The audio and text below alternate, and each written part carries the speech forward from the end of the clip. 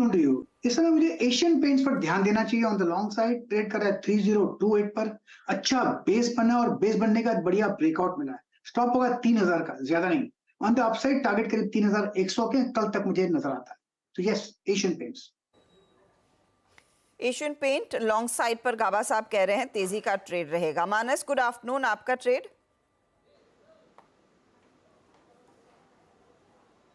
मानस, आप शायद म्यूट पर हैं। देखिए हर्षिता जी, पॉलीकैप पे ध्यान देना चाहिए क्योंकि पॉलीकैप करेक्ट हुआ, स्टॉक ने 4900 के आसपास बेस बनाया, हाई टॉप हायर बॉटम सब बनने लगे हैं। इंपॉर्टेंट ये है कि अब स्टॉक ने अपनी 20-डे मूविंग एवरेज को रिगेन कर लिया है, तो शायद पिछले हाईज स्टॉक वापस टेस्ट कर सकता है। तो करंट लेवल्स पे पॉलीकैप में खरीदारी करनी है। 5079 स्टॉप लॉस होंगे, 5275 के टारगेट रहेंगे। ये दोनों ही कैश लेवल्स मैंने बताए हैं। ऑप्शन में अगर ट्रेड लेना हो तो 5150 का कॉल ऑप्शन लिया जा सकता है। 127 रुपए पे ट्रेड हो रहा है, वहां पर 104 का स्टॉप लॉस लगाइए और 170 की टारगेट इस ऑप्शन में भी आप सेट कर सकते हैं। आपका पॉलीकैप का 5150 का नवंबर का कॉल भी आपके पास है और पॉलीकैप फ्यूचर्स लॉन्ग है। और अब चलते हैं अमित सेठ जी के पास। अमित जी, गुड आफ्टरनून, आपका ट्रेड क्या रहेगा? Good afternoon Viren ji, good afternoon Harshita ma'am, Anuj ji and everyone on the panel. Viren ji, मेरा टॉपिक इस समय रहेगा भारती एयरटेल। भारती एयरटेल सुबेरे भी मैंने दिया था, इसका स्ट्रक्चर काफी पॉजिटिव है। स्टॉक ने रिजल्ट्स के बाद एक कंसोलिडेशन पैटर्न बनाया। अगर इसका प्राइस का चार्ट देखे तो उसमें अच्छा खासा कंसोलिडेशन हुआ। Momentum indicators are quite positive और स्टॉक इवन इन वॉलेटिलिटी काफी अच्छे से इसने अपने लेवल्स होल्ड किए 900 925 के। आज के सत्र में हम ये देख रहे हैं कि प्रीवियस 4-5 डेज की रेंज इसने क्रॉस कर ली और 10 डे के ऊपर कंफर्टेबली ट्रेड कर रहा है। तो मुझे लगता है यहाँ कंसोलिडेट पुल बैक कंप्लीट है। It is ready for the next stage of up trend. 937 का प्राइस है, स्टॉप लॉस रखूंगा लगभग 924 रुपीज का और मेरे टारगेट रहेंगे 965 के। ओके, चलिए राजेश सतपथे को भी जोड़ लेते हैं। राजेश जी, गुड आफ्टरनून, आपकी ट्रेड? गुड आफ्टरनून अनुज जी, गुड आफ्टरनून एवरीवन। अनुज जी देखिए, जो ट्रेड है वो रहेगा एक्सिस बैंक। एक्सिस बैंक में आज क्या हुआ है, देखिए एक्सिस बैंक ने आज एक बड़ा ब्रेकआउट दिया है और जो प्राइस फॉर्मेशन हम देखते हैं that's a inverted head and shoulder price formation. It's a bullish formation. इसका जो नेकलाइन था वो करीबन 1005 के आसपास था, 1015 पे ये फिलहाल ट्रेड हो रहा है। और जिस तरह से यहाँ पे ओपन इंटरेस्ट एडिशन है, जिस तरह से प्राइस एंड वॉल्यूम एक्टिविटी है, मुझे लगता है इसका पोजिशनल टारगेट बनता है 1080 का।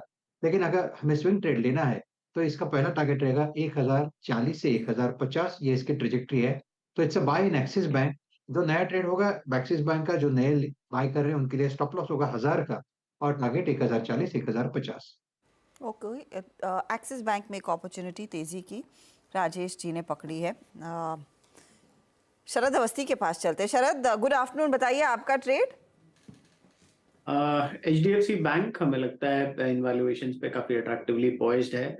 बैंक की जैसी नीति है कि हर 4 साल में लगभग वो डबल करने की बात कर रहे हैं। हमें लगता है FY25 ऑनवर्ड्स काफी बढ़िया, FY25 के नंबर जैसे जैसे आने चालू होते हैं, हमें लगता है काफी बढ़िया इंप्रूवमेंट बैंक के नंबर्स में दिखना चाहिए। कॉस्ट टू इनकम रेशियो में भी कमी विजिबल होनी चाहिए। इसके अलावा बैंक में जो होम लोन बुक है उसमें भी काफी बढ़िया ग्रोथ आनी चाहिए क्योंकि सिर्फ 2% कस्टमर्स ही हैं HDFC बैंक के जिनके पास होम लोन है, तो वहाँ पे क्रॉस सेल की अपॉर्चुनिटी है। इसके अलावा बैंक ने करीब 9 ऐसे सेगमेंट्स भी, प्रोडक्ट्स भी आइडेंटिफाई किए हैं जिसमें वो क्रॉस सेल अग्रेसिवली करना चाहते हैं। ब्रांच एक्सपेंशन काफी अग्रेसिवली हो रहा है जिसका फायदा भी मिलना चाहिए नंबर्स में आने वाले समय में। और हमारा ये मानना है कि इंटरेस्ट रेट साइकिल भी ग्लोबली लगभग पीक आउट हो गया और अगले 3 से 6 महीने में वहां से भी पॉजिटिविटी दिखनी चाहिए, तो उसका भी फायदा बैंक की ट्रेजरी बुक में दिखना चाहिए और जनरल सेंटिमेंट में भी दिखना चाहिए। तो HDFC बैंक में ग्रोथ काफी स्ट्रांग रहनी चाहिए। कमर्शियल और रूरल बैंकिंग में भी वो लगभग 3 साल में डबल करने की बात कर रहे हैं, उसको 7 लाख करोड़ तक ले जाने की बात कर रहे हैं। तो हमें लगता है FY26 की बुक वैल्यू करीब 700 रुपए के आसपास आनी चाहिए और 700 रुपए पे 3 टाइम का प्राइस बुक बैंक को आसानी से मिल जाना चाहिए। तो 2100 रुपए के लक्ष्य के हिसाब से HDFC बैंक का लक्ष्य HDFC बैंक पर एक व्यू तेजी का बनता दिखाई दिया है। अच्छा शरद, बैंकों के साथ ही रहते हैं। आज देखिए SBI और साथ ही बैंक ऑफ बड़ौदा दोनों ही स्टॉक्स दबाव में। बैंक ऑफ बड़ौदा ने तो अपना गाइडेंस घटाया है, लेकिन क्लियरली एक चीज जिस पर हमने काफी पहले चर्चा भी की थी कि शायद हमने पीक अर्निंग्स और स्पेशली पीक मार्जिन्स बैंकों की तरफ से देख लिए हैं। अब ये आईसीआईसीआई बैंक जैसे प्लेयर्स होल्ड करते हुए दिखाई दिए थे, इनफैक्ट हल्का इंप्रूवमेंट देखने को मिला था एक्सिस के केस में भी, लेकिन पीएसयू बैंकों में वो एविडेंट है कि मार्जिन पर प्रेशर है और in fact bank of Baroda, SBI दोनों 5 क्वार्टर लोज पर मार्जिन आते हुए दिखाई दिए हैं। क्या यहाँ से वो थोड़े से दबाव वाले मार्जिन की और बढ़ती दिखाई देगी? क्योंकि कारण एक ही है, जो इनकी कॉस्ट ऑफ क्रेडिट बड़ी है उसी का इम्पैक्ट मार्जिन पर आ रहा है। देखिए, जनरली इतनी जल्दी तो ट्रांसफर्स होता नहीं है। जो आपकी लोन बुक है या जो आपकी एफडी की बुक है या जो आपके डिपॉजिट्स की बुक है, उसमें थोड़ा सा टाइम लगता है और सबके कासा रेशियोज लगभग 30-35% हैं, तो 35 से 40% के आसपास हैं। तो उसमें जो सेविंग्स वाला कंपोनेंट है उसमें कॉस्ट तुरंत ऊपर चली जाती है, बट जो लोन बुक है उसमें तो ग्रेजुअली इंप्रूवमेंट हो सकती है। तो मुझे लगता है वो एक चीज है जो प्ले आउट कर रही है, बट मेरा एक्सपीरियंस ये बोलता है कि लार्जली बैंक्स में जो वैल्यूएशन में मेन चीज प्ले करती है वो आपका क्रेडिट कॉस्ट या एसेट क्वालिटी। और मेरा ये मानना है कि एसेट क्वालिटी के लेवल पे किसी भी बैंक में कोई खास प्रॉब्लम नहीं दिखाई देगी। कहीं कहीं पे आपको जीएनपीए एडिशंस वगैरह ज्यादा दिख रही हैं, बट अगर आप डिटेल में देखेंगे तो ज्यादातर बैंक्स में जो राइट ऑफ का नंबर है वो काफी हद तक नेग्लिजिबल है या नहीं है।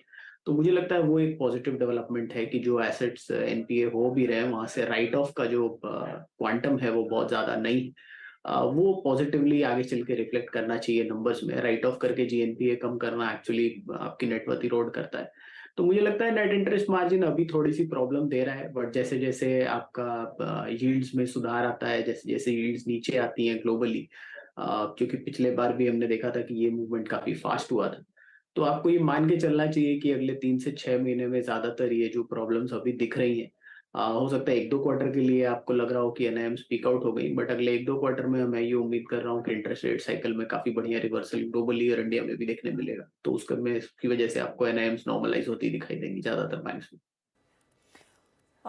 देखते हैं यहाँ से आगे का रुझान क्या रहता है।